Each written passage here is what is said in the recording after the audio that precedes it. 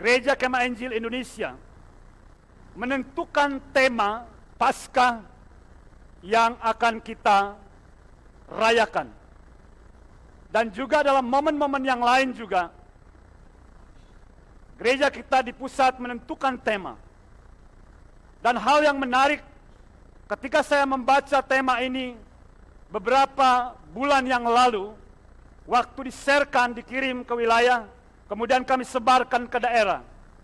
Dan saya melihat bahwa dari tema yang diambil, itulah yang menjadi sari dari tema tahunan kita di tahun ini. Yaitu, kalau kita bersama-sama membaca pada pagi hari ini, saya mengajak kita berdiri, kita membaca tema dan subtema yang diangkat Gereja Kemah Injil Indonesia, dan kita juga akan membaca ayat firman Tuhan yang dipilih untuk menjadi nats pokok kita. Mari kita berdiri bersama-sama. Kita akan membaca tema ini secara bersama-sama. 1, 2, 3. Kebangkitan Yesus memberikan hidup yang penuh pengharapan. Subtemanya 1, 2, 3. Kuasa Paskah membawa transformasi hidup secara holistik dan bertumbuh lebih kuat di tengah tantangan disrupsi peradaban era digital. Mari kita membuka firman Tuhan di pagi hari ini dari 1 Petrus pasal yang ke-1 ayat yang ke-3.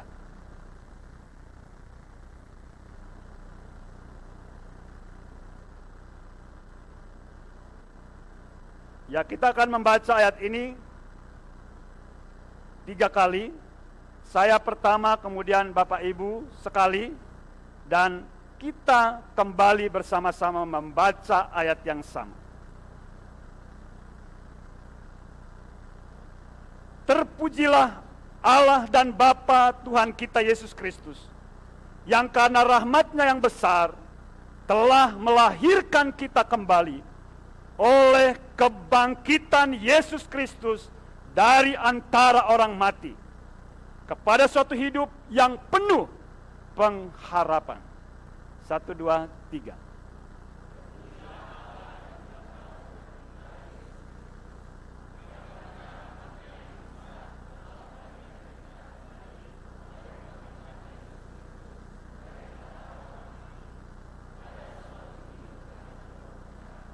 Sama-sama 1, 2, 3. Terpujilah Allah dan Bapa Tuhan kita Yesus Kristus, yang karena rahmat-Nya yang besar telah melahirkan kita kembali oleh kebangkitan Yesus Kristus dari antara orang mati kepada suatu hidup yang penuh pengharapan. Silakan duduk. Saya mengajak kita melihat beberapa istilah di dalam ayat ini. Biasanya sebelum Yesus bangkit dari kematian, itu biasa dipanggil Yesus. Ketika Yesus bangkit dari kematian, banyak istilah yang dipakai Yesus Kristus. Itu mempunyai makna yang sangat penting untuk kita. Dan di dalam bagian ini juga ada istilah pengharapan. Ada kasih karunia dan rahmat.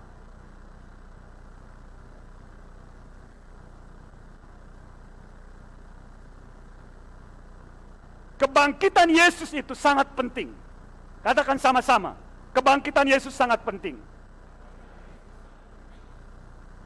Kenapa sangat penting, Bapak Ibu? Karena itu menjadi dasar keyakinan kita. Bagi kita sebagai orang yang berada dalam ciptaan baru, memahami bahwa kebangkitan Yesus itu adalah sebuah makna yang sangat penting.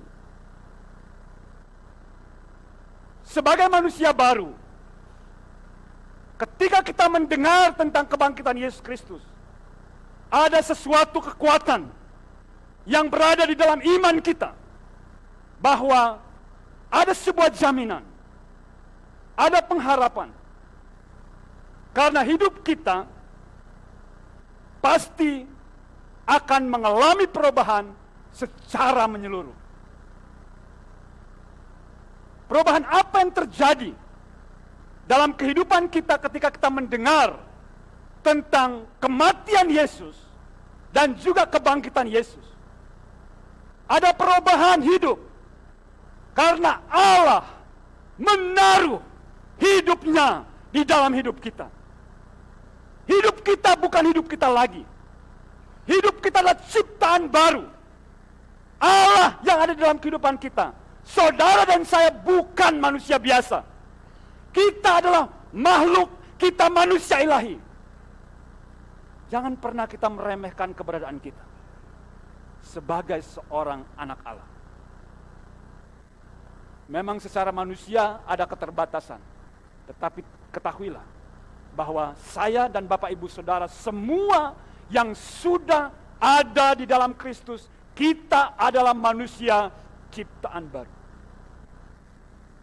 Sehingga seharusnya pikiran-pikiran kita sudah berubah sesuai dengan pikiran firman, yaitu pikiran Kristus.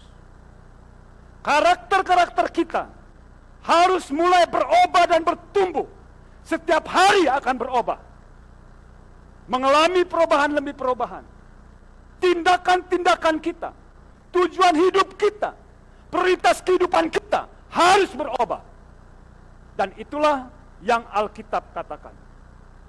Kenapa kebangkitan menjadi satu dasar keyakinan?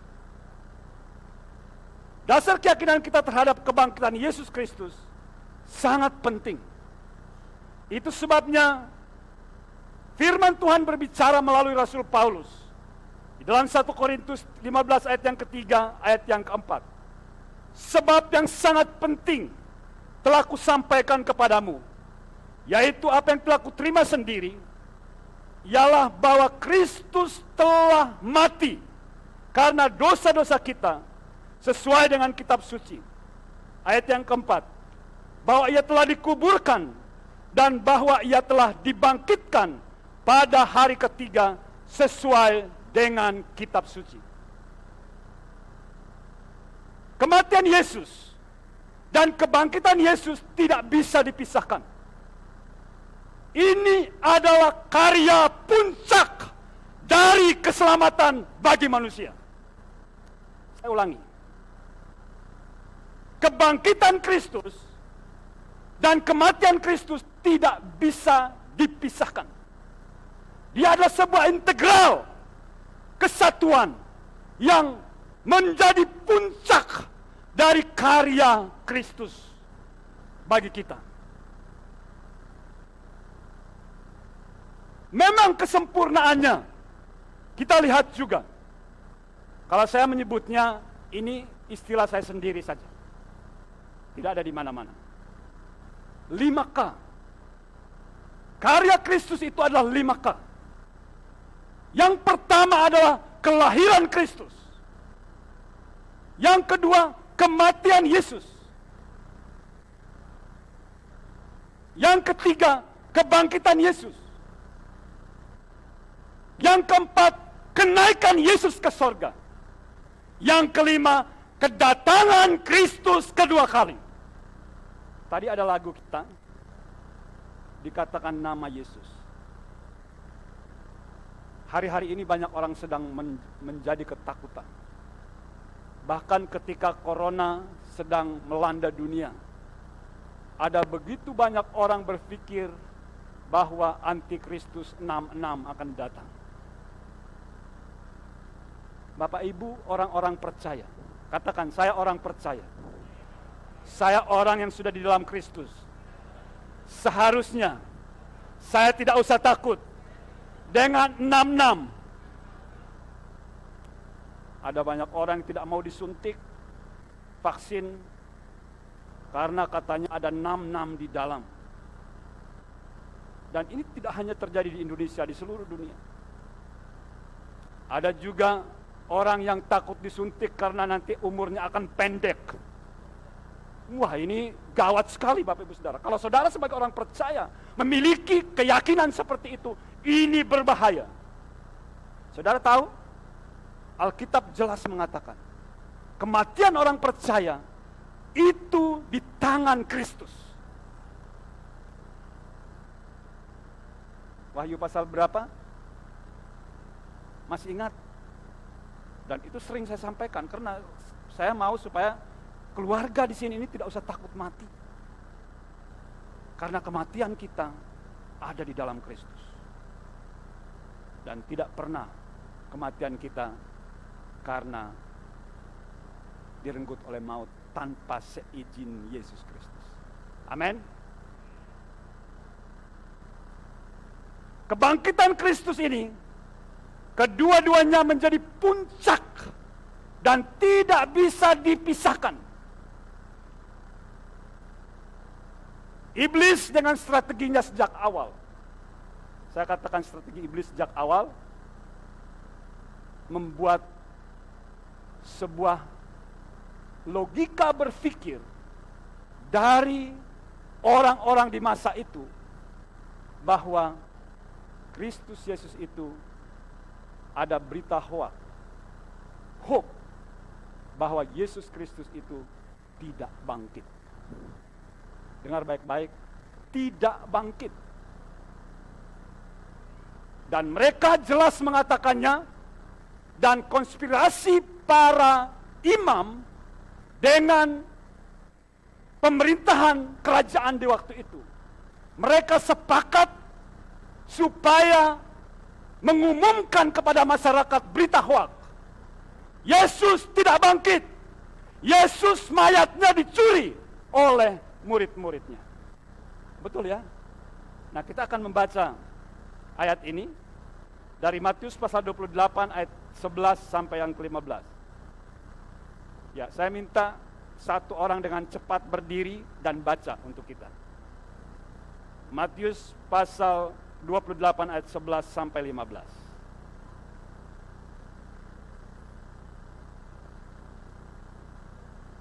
Mari silakan. Ya, silakan. Terima kasih Citra.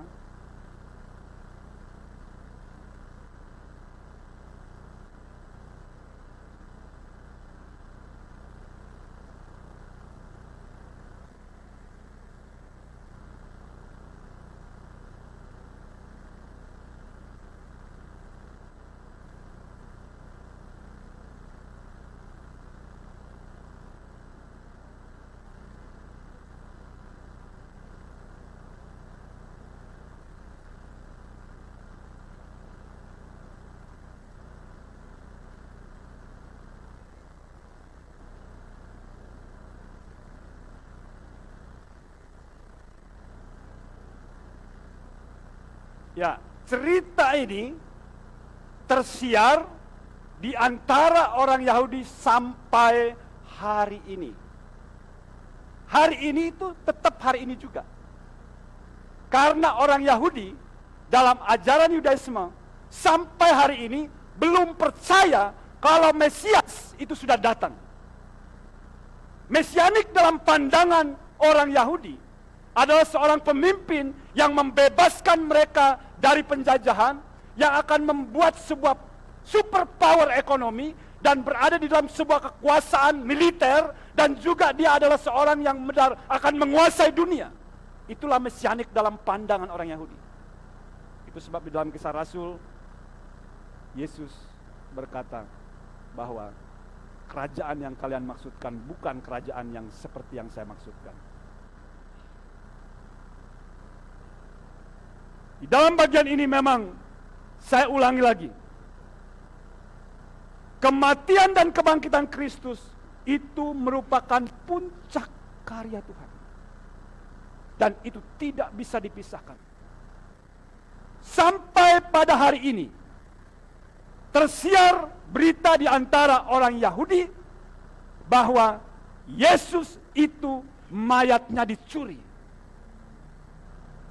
Namanya orang Yahudi itu pintar dan terkenal cerdas di seluruh dunia. Betul ya?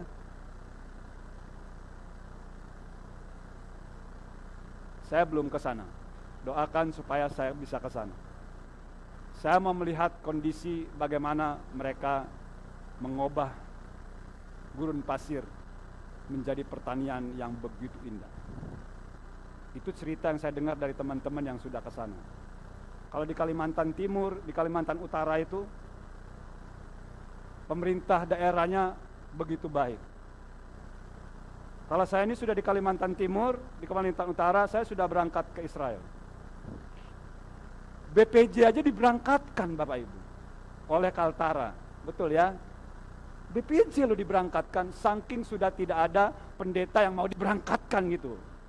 Ya, saudara berdoa supaya saya diberangkatkan, kalau bisa salah satu memberangkatkan saya dengan istri. Kenapa imannya kurang?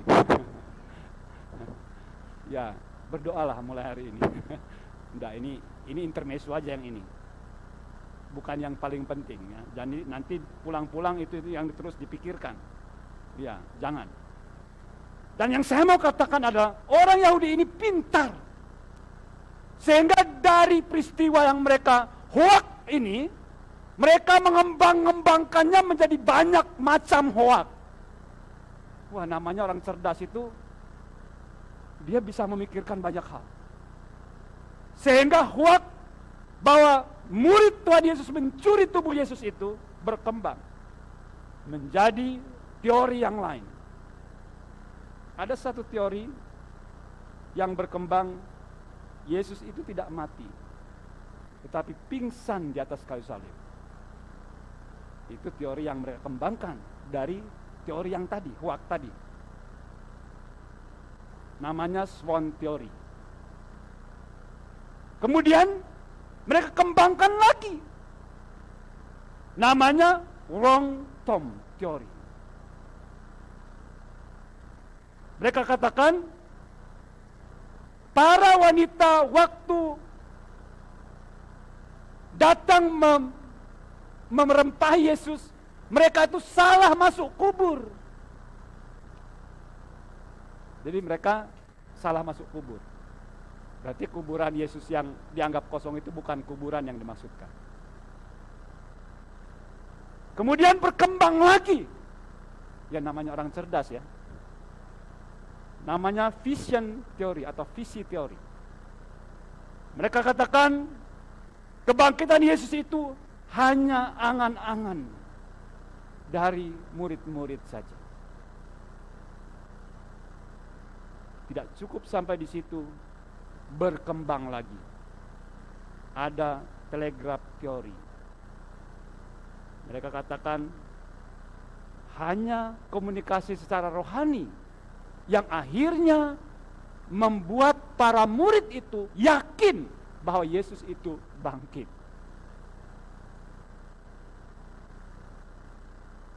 Muncul lagi legendary teori. Mereka katakan ini cuma dibesar-besarkan aja. Ya, cerita Yesus itu adalah sebuah dongeng atau mitos tentang kebangkitan.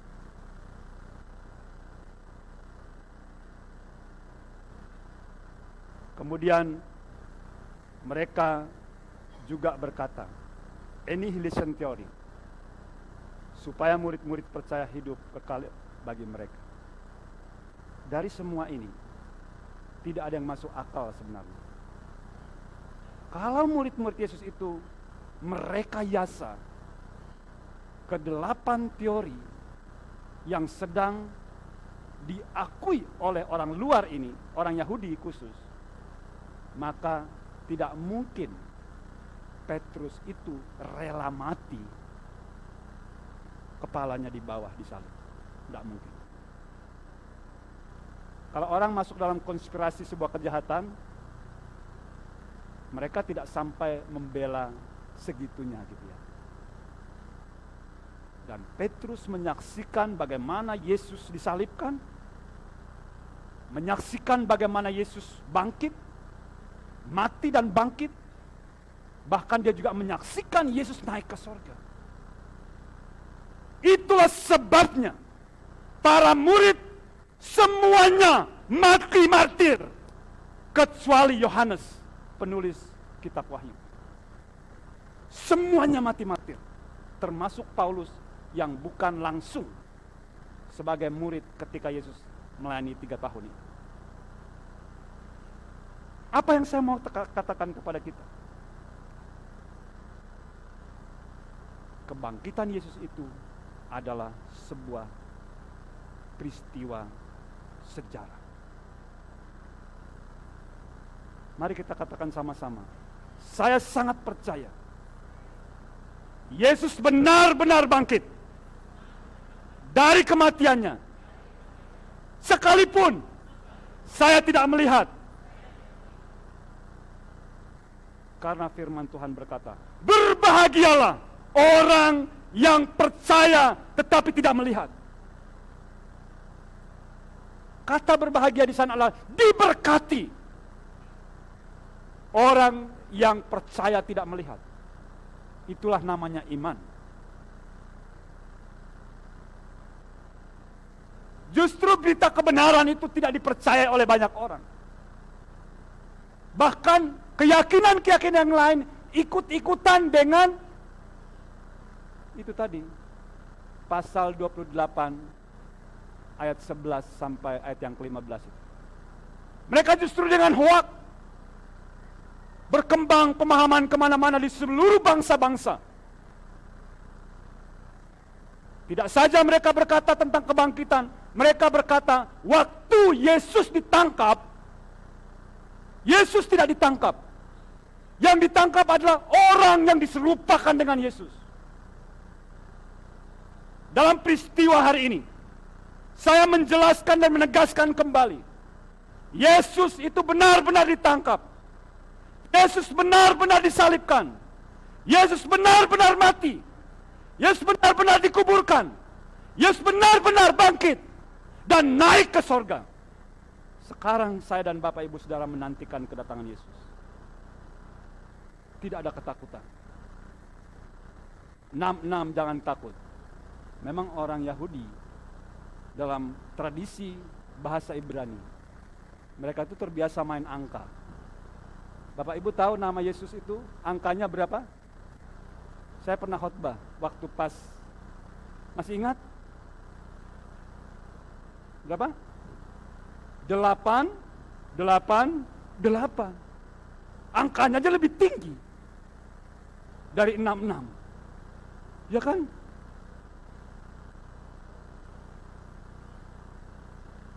Bisa buat lambang 888. Waktu saya aktif main bola beberapa waktu yang lalu, kami mau buat jersey. Terus saya, Pak Naftali nomornya berapa? 888.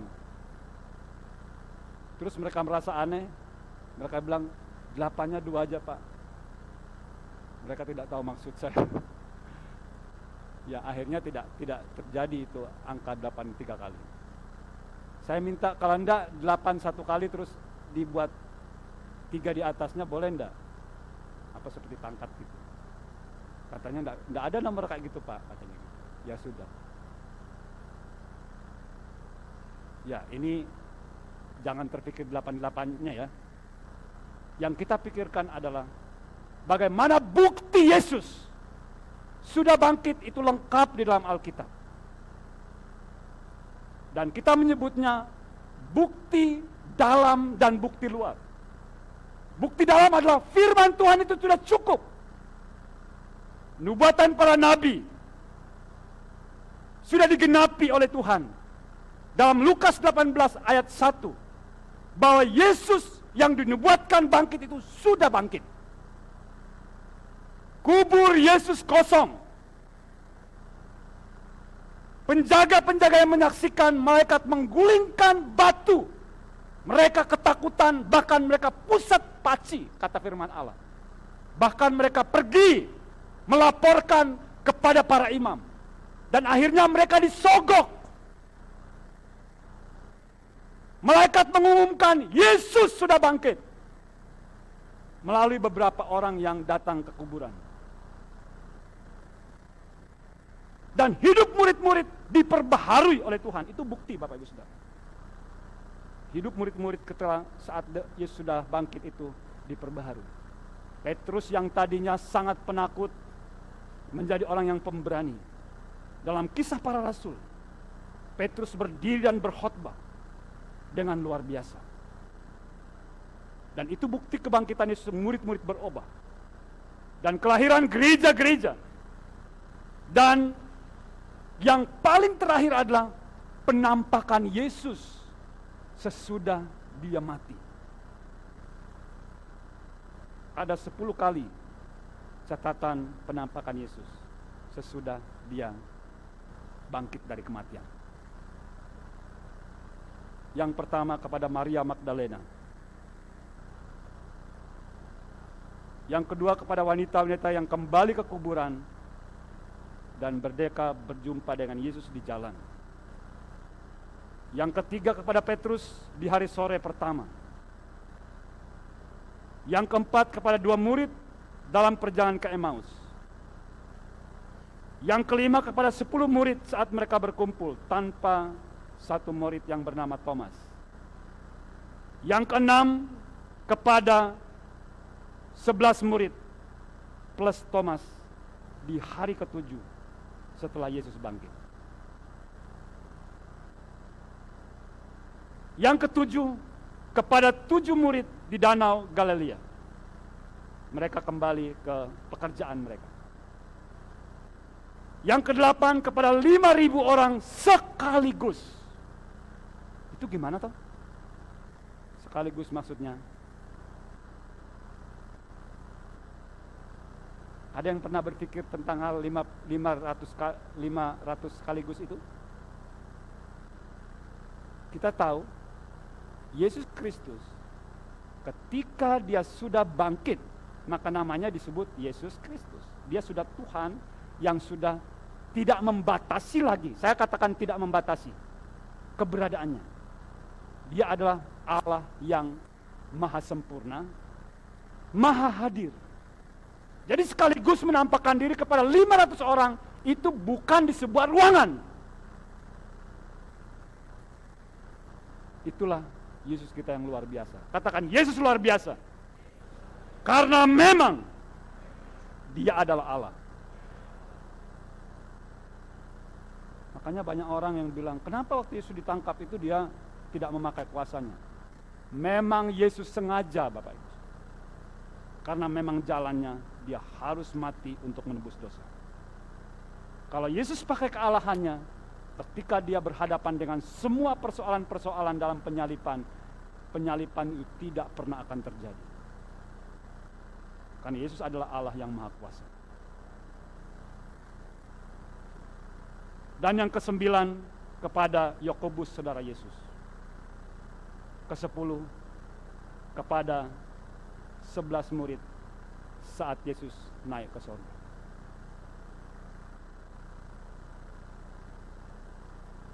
Buktinya sudah lengkap. Dan ada begitu banyak juga bukti-bukti ilmu yang sudah dipelajari selama ini. Dan yang paling menguatkan adalah bukti-bukti arkeologi. Sudah menggali semua apa yang ada di dalam Alkitab termasuk dalam Perjanjian Lama dan juga situs-situs di mana Kristus ada dan sudah dibuktikan secara arkeologi dan itu sahih. Dan sebenarnya tidak ada orang yang bisa membantah tentang Yesus Kristus sebagai Allah yang sudah bangkit.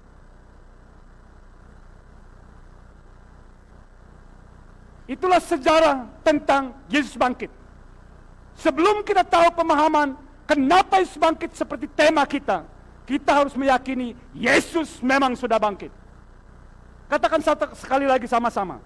Yesus sudah bangkit. Saya percaya.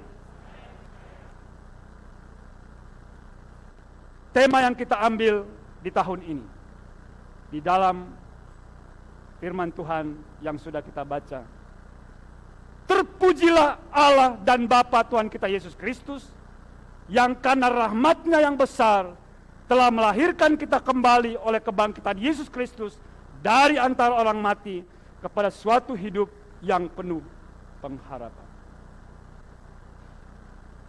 Di dalam satu ayat ini, Tuhan sedang memberikan pernyataan bahwa kita dijadikan sebagai manusia baru itu karena rahmat, karena anugerah kebangkitan Yesus dan kematian Yesus.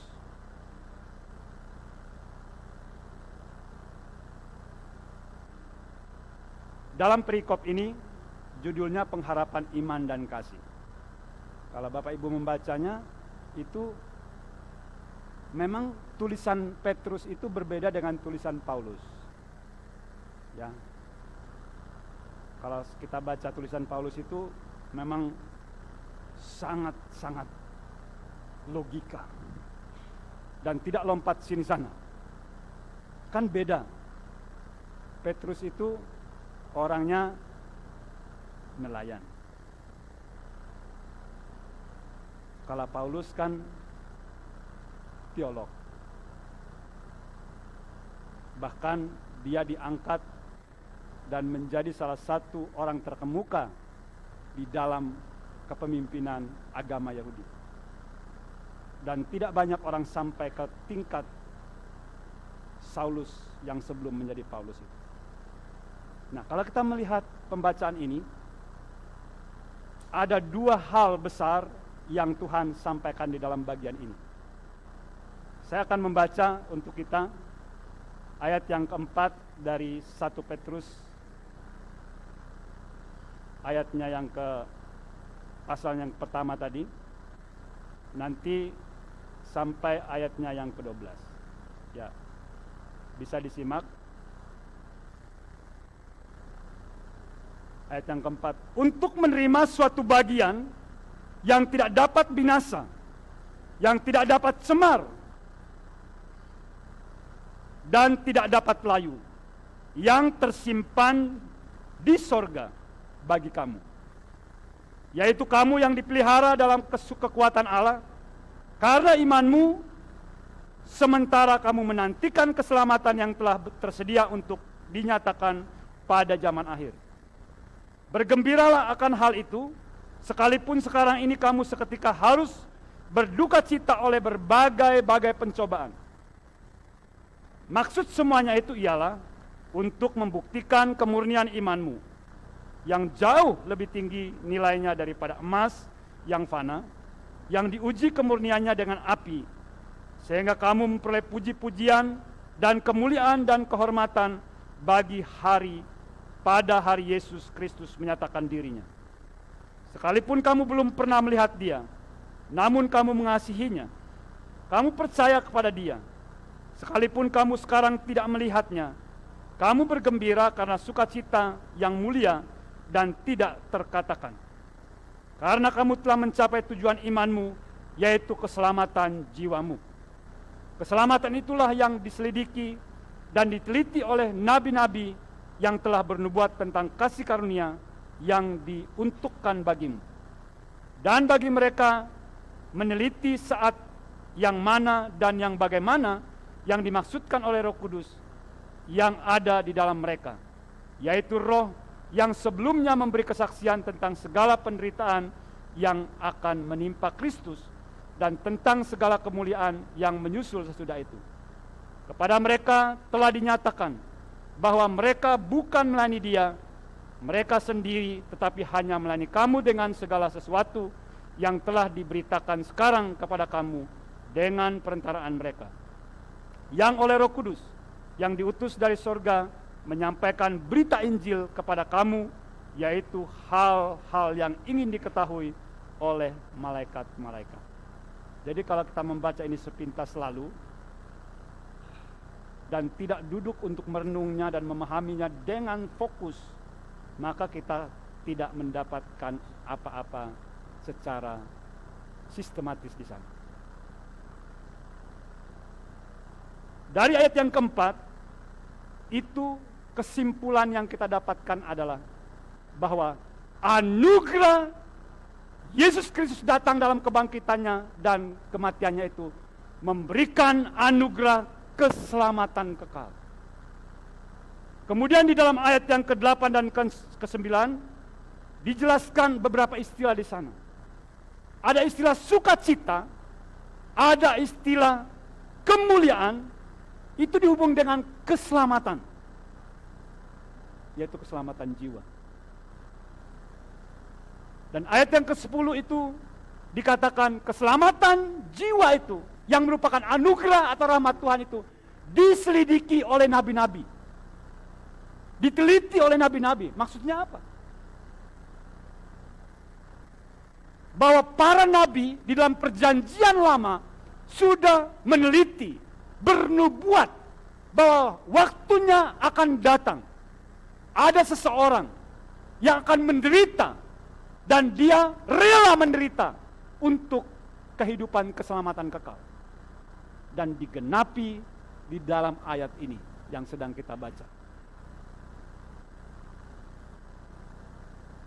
Tentang istilah ini, bagian-bagian Alkitab yang lain sudah menjelaskan. Anugerah keselamatan kekal itu adalah satu-satunya di muka bumi. Mari kita deklarasikan bukan untuk kita saja, untuk orang yang bisa mendengar. Ini kita sedang direkam ya. Betul. Deklarasi ini bukan hanya untuk kita. Deklarasi ini adalah untuk dunia dan orang yang sempat bisa mendengar rekaman kita. Bahkan menjadi iman kita yang akan kita bawa hari ini, mulai hari ini kepada siapa saja. Katakan sama-sama, Yesus satu-satunya jalan ke surga. Tidak ada jalan lain. Di dalam agama tidak ada. Hanya dalam Yesus. Yohanes 14 ayat yang ke-6. Yesus berkata, "Akulah jalan dan kebenaran dan hidup. Dan tidak ada seorang pun sampai kepada Bapa kecuali melalui aku." Manusia bisa membuat agama. Manusia bisa mencari Tuhan. Tetapi Allah berjanji sejak di dalam kitab Taurat, kitab puisi, kitab para nabi, bahwa hanya inisiatif Allah lah yang bisa menyelamatkan manusia.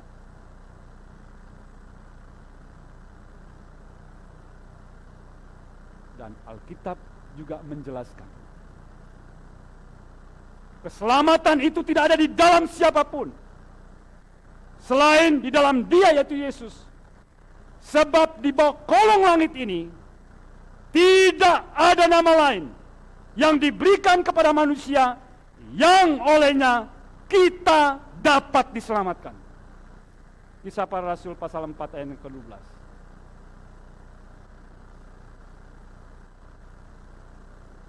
Dan bagaimana caranya kita akan mendapat keselamatan itu? Yohanes 1 ayat yang ke-12.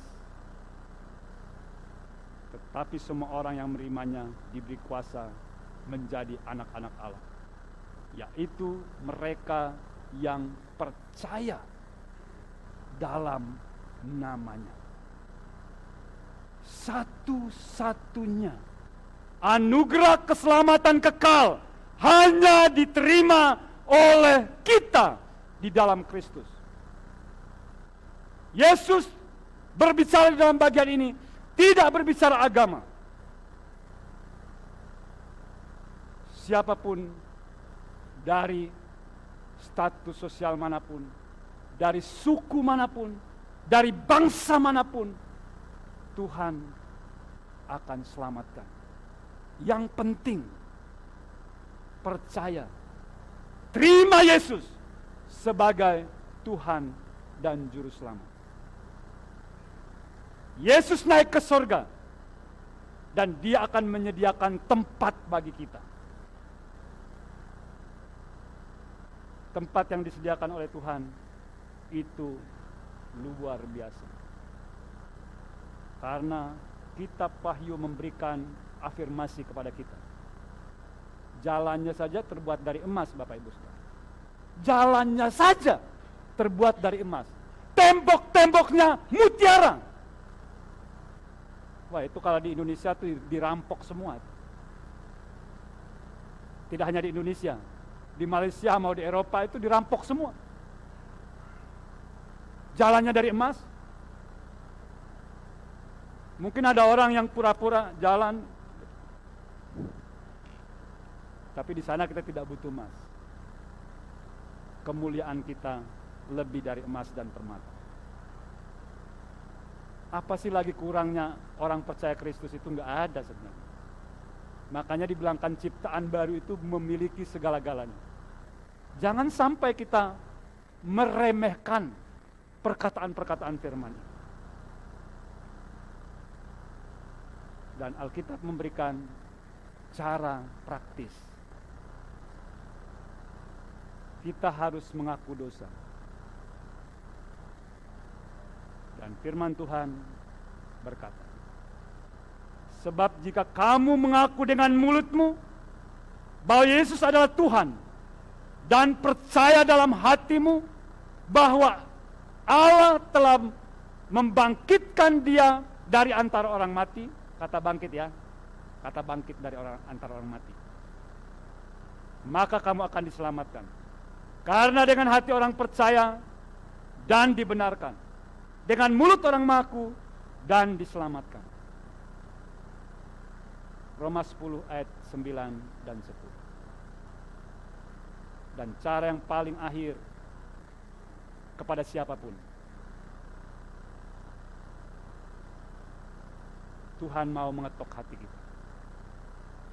Kalau kita mau membuka, dia akan masuk. Tanpa membuka hati, Yesus tidak pernah masuk. Sekali lagi, dengar baik-baik. Kalau saudara, Bapak, Ibu tidak membuka hati, belum pernah membuka hati, Yesus tidak pernah akan masuk di hatimu. Karena itu sebuah perjanjian. Namanya perjanjian itu harus dua belah pihak akan berada di dalam perjanjian. Dan Tuhan mau pagi hari ini siapapun saudara, kalau mendengar suaranya, kata firman Tuhan dalam kitab Wahyu pasal 3 yang ke-20. Lihat, aku berdiri di muka pintu dan mengetok. Jikalau ada orang yang mendengar suaraku dan membukakan pintu, aku akan masuk mendapatkan dia dan aku akan bersama-sama dengan dia. Di dalam Injil Yohanes berkata,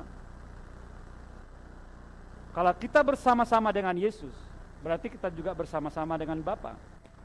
Kalau kita bersama-sama dengan Bapa, berarti juga kita bersama-sama dengan Roh Kudus. Itulah yang menyebabkan saya sering mengulang-ulang bahwa manusia ciptaan baru itu adalah manusia super secara kehidupan rohani dan keberadaannya sesungguhnya.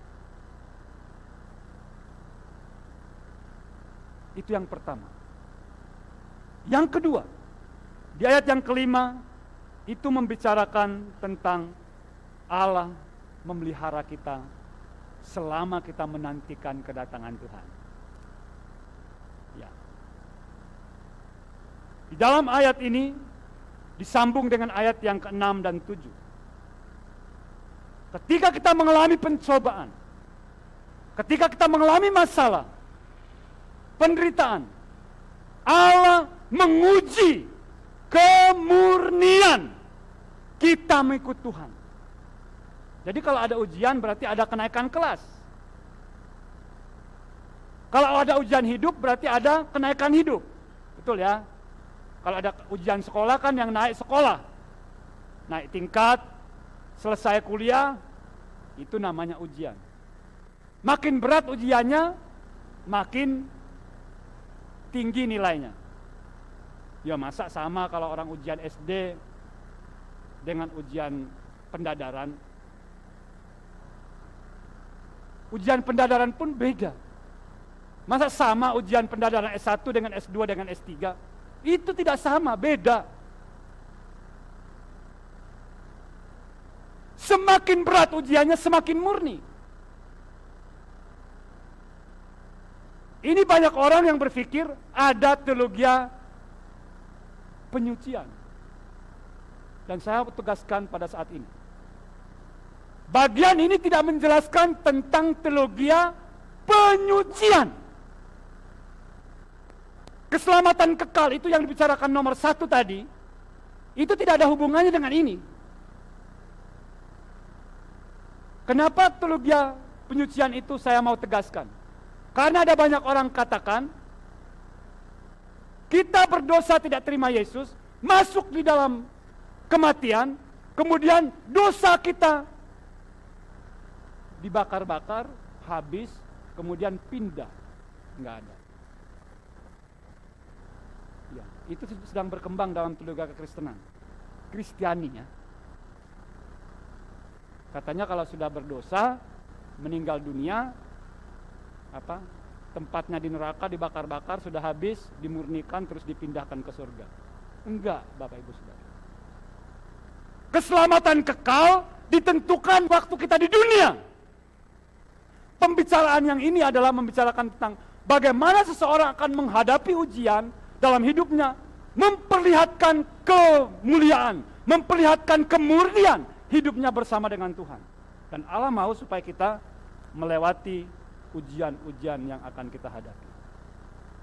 Kemudian ayat yang ke-12 di bagian akhir itu, ini membicarakan bagaimana Roh Kudus sebagai pribadi yang sudah diberikan oleh Tuhan supaya kita hari ini bisa melayani, supaya kita hari ini bisa melakukan panggilan kita. Kalau saya berkata melayani, jangan Bapak Ibu Saudara berpikir, oh pelayanan di gereja, enggak. Bukan hanya pelayanan di gereja. Saudara bekerja di perusahaan, itu pelayanan Bapak Ibu Saudara.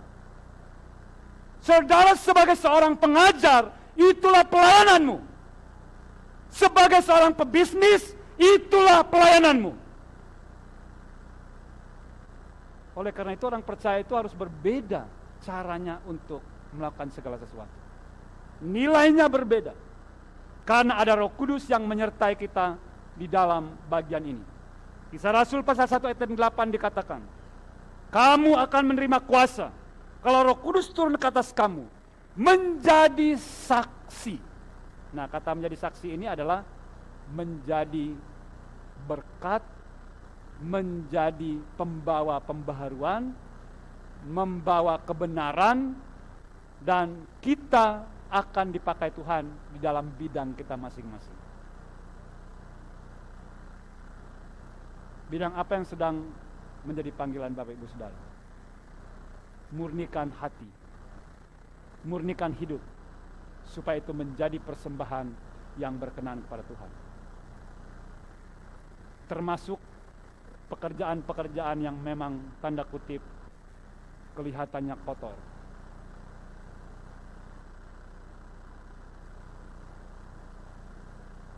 Salah satunya apa? Pengacara gitu ya. Menurut orang, pengacara itu sebenarnya, orang umum itu berpikir pengacara itu membela klien. Itu kesalahan yang paling fatal. Dan itu yang terjadi di hari-hari ini. Kalau hukum itu sebenarnya, pengacara itu adalah mengarahkan supaya orang itu tidak dihukum dengan hukuman yang tidak setimpal dengan materi dari kejahatannya. Tapi sekarang ini kan secara pasti orang itu ingin menang karena ingin jadi pengacara yang hebat. Ya, untung saya tidak jadi pengacara ya.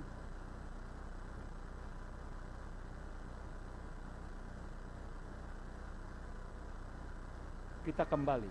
Tuhan mau memanggil kita supaya kita menjadi saksi dalam bidang apa yang menjadi bagian kita. Berkat yang terbesar yang saya terima merenung-renungkan di beberapa hari ini tentang dan teristimewa ketika saya membaca dan mempersiapkan dan membaca tema ini mulai dalam waktu yang lalu. Yesus naik ke surga. Ada beberapa kepentingan Yesus naik di surga. Yang pertama tadi dalam Yohanes pasal yang ke-14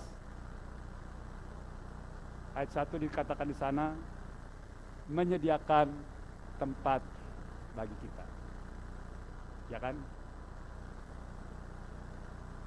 Sebelum menyediakan tempat juga, di dalam Ibrani pasal Markus pasal 16 ayat yang ke-19, kita akan membaca ini. Tampilkan, silakan, kita akan baca sama-sama.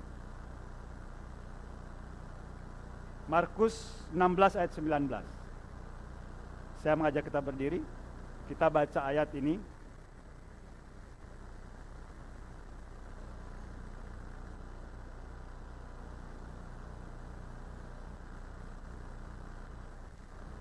Satu, dua, tiga. Sesudah Tuhan Yesus berbicara demikian kepada mereka, terangkatlah ia ke surga, lalu duduk di sebelah kanan Allah Bapa di sana. Yesus istirahat. Kan tadi menyediakan tempat. Selain itu, Ibrani pasal 4 ayat 14 dan 15 membicarakan hal-hal yang penting untuk kita. Yang pertama, Yesus sebagai imam yang melintasi segala alam semesta. Dia menjadi imam. Pekerjaan imam itu, kalau kita baca perjanjian lama itu berdoa. Jadi dia duduk di sebelah kanan Allah Bapa itu, merancangkan dan menyediakan tempat kita. Dan juga dia melihat kita di bumi. Dan dia memperhatikan dan dia memelihara kita. Itu sebabnya bagian yang kita belajar saat ini adalah dua bagian. Anugerah keselamatan kekal dan pemeliharaan Allah bagi kita. Yesus Kristus duduk di sebelah kanan Allah Bapa.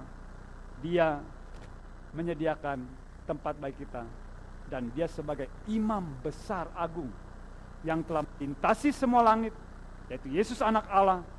Dan marilah kita teguh berpegang kepada pengakuan kita kepada dia. Dan di ayat yang ke-15 itu, Yesus pernah merasakan penderitaan dan kelemahan. Itu sebabnya dia dengan sempurna memberikan pertolongan kepada kita. Dan dia sudah menjelma jadi manusia. Dan sudah dalam kenosisnya itu, dia sudah tahu siapa kita. Silakan duduk.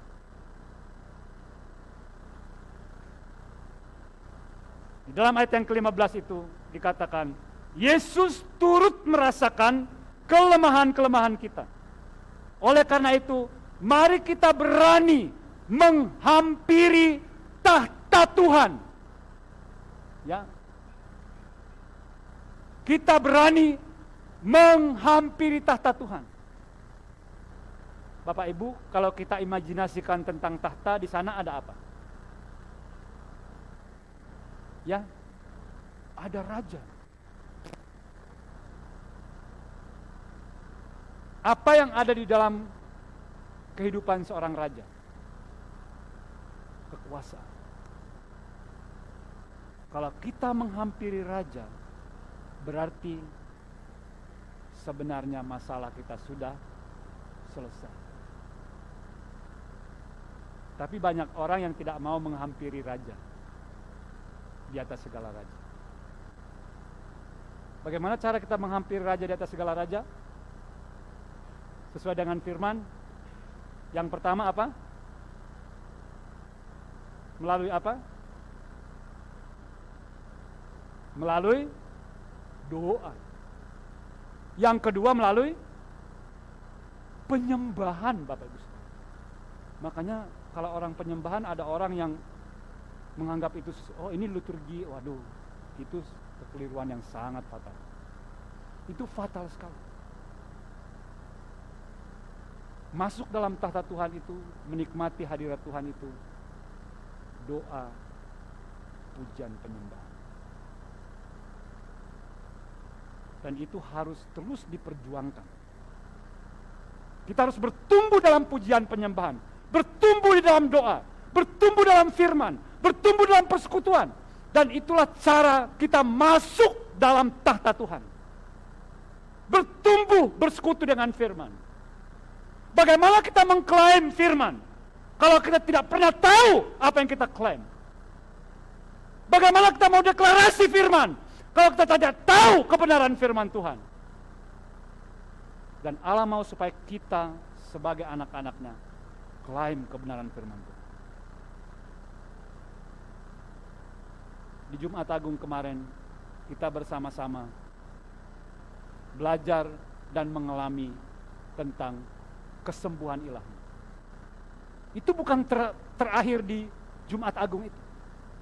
Seharusnya itu terus bertumbuh, terus nyata, terus terjadi dalam kehidupan kita setiap hari ke depan.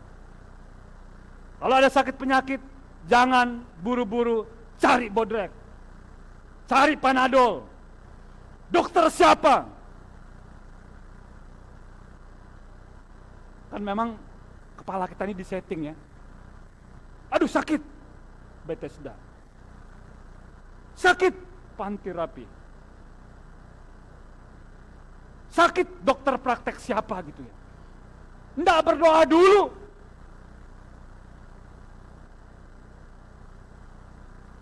Kalau memang akhirnya berobat, Tuhan kasih berobatnya kemana?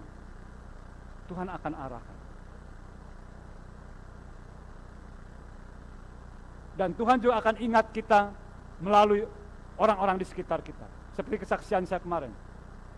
Saya sudah ke Panti Rapi, sudah bulat tekadnya sama istri, operasi.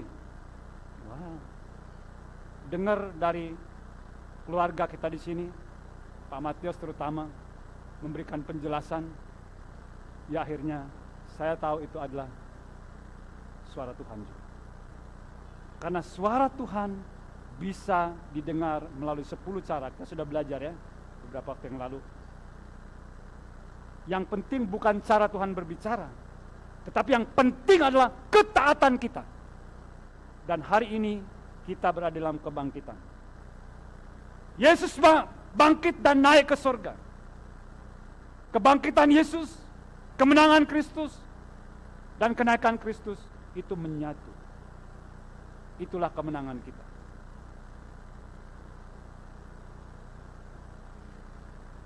Pada saat ini terakhir saya akan mau berdoa secara istimewa. Siang hari ini,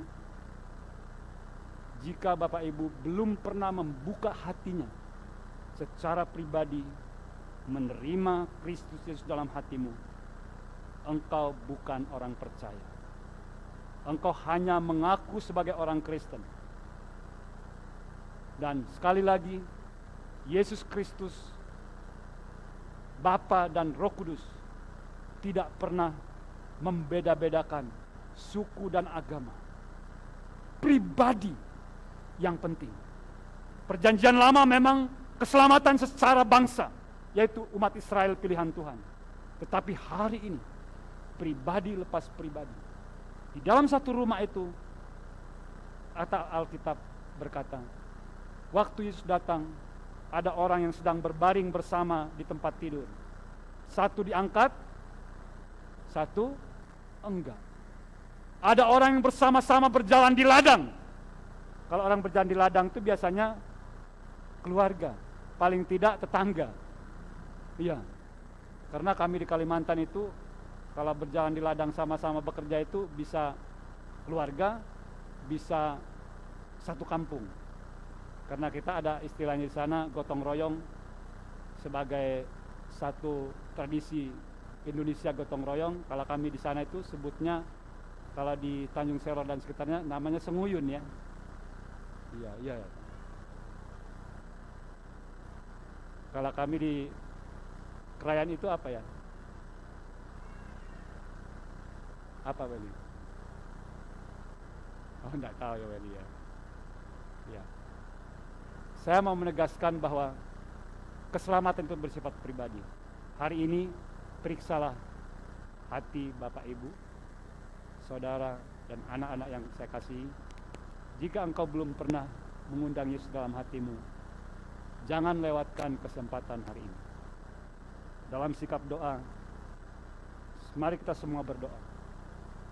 Kalau ada yang belum pernah terima Yesus sebagai Tuhan dan Juru Selamatnya, saya persilakan dengan sikap doa, mari kita berdoa.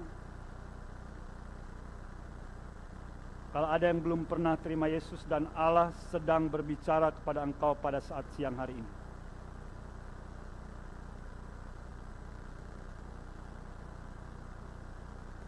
silakan berdiri di tempatmu dan saya akan berdoa secara pribadi untuk saudara. Ada?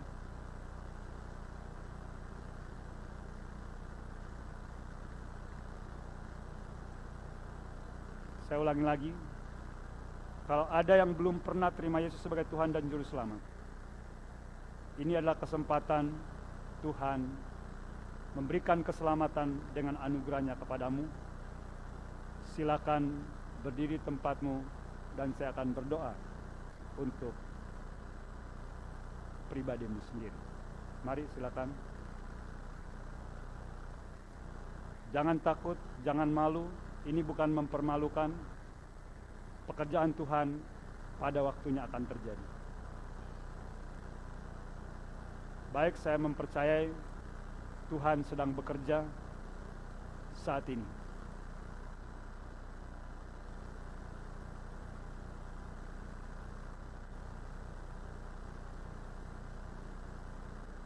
Baik, kalau tidak ada. Yang kedua, dalam momen kebangkitan Yesus hari ini, jika selama ini kehidupanmu masih jatuh bangun, tidak memiliki kemerdekaan yang sejati, dan mau mengambil komitmen di hadapan Tuhan, menjadi anak Allah yang terus bangkit, terus berjuang, menjadi seorang pribadi yang berkemenangan di dalam Kristus, yang beritas dalam Roh Kudus, mau melayani Tuhan, hidup dalam kekudusan. Jika itu yang menjadi komitmenmu saat ini, silakan ambil keputusan. Berdiri di tempatmu dan saya akan berdoa untuk saudara. Silakan kalau ada. Puji Tuhan, silakan tetap berdiri di tempat.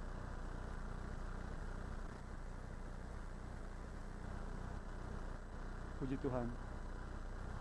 Kalau Tuhan sedang berbicara kepadamu, kalau ada gerakan Tuhan dalam hatimu, bukan engkau yang paling berdosa, tetapi komitmen di hadapan Tuhan itulah yang Tuhan rindukan.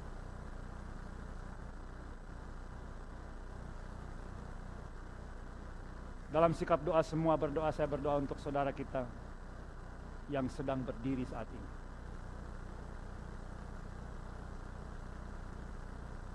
Bapa di surga, dalam momen kami mengucap syukur, bersuka cita atas karya puncak Allah di dalam Kristus Yesus, kematian dan kebangkitan yang menyatu integral sebagai puncak karya Kristus. Berdiri di hadapan Tuhan saat ini, anak-anak kekasih-Mu, mereka mau bangkit bersama dengan Tuhan. Mereka rindu bertumbuh dewasa di dalam Kristus. Segala kelemahan mereka, segala hal yang menyebabkan mereka tidak bertumbuh dengan sehat dan baik di masa-masa yang sudah mereka lewati, Tuhan akan mengangkat mereka dengan iman yang penuh, dengan iman mereka yang sungguh-sungguh. Tuhan akan pakai mereka dalam otoritas Tuhan, dalam kuasa Yesus, dalam pekerjaan-pekerjaan Roh Kudus yang dahsyat, melalui panggilan hidup mereka. Tuhan jadikan mereka kesaksian yang hidup dimanapun mereka berada, Mereka menjadi kesukaan karena mereka menjadi tanda dan alamat Tuhan. Sehingga melalui hidup mereka, jiwa-jiwa dimenangkan. Melalui kehidupan mereka, kemuliaan Allah dinyatakan. Dan Tuhan bekerja dalam kehidupan mereka setiap hari. Jadikan mereka sebagai orang yang benar-benar hidup mengasihi Tuhan dengan segenap hati, dengan segenap jiwa, segenap pikiran, dan kekuatan mereka. Tuhan hadirkan mujizat demi mujizat dalam kehidupan mereka setiap hari. Di dalam nama Yesus, terjadilah bagi saudara kami yang saat ini sedang berdiri di hadapan Tuhan, karena mereka berkomitmen di hadapan Tuhan. Haleluya. Terima kasih Tuhan.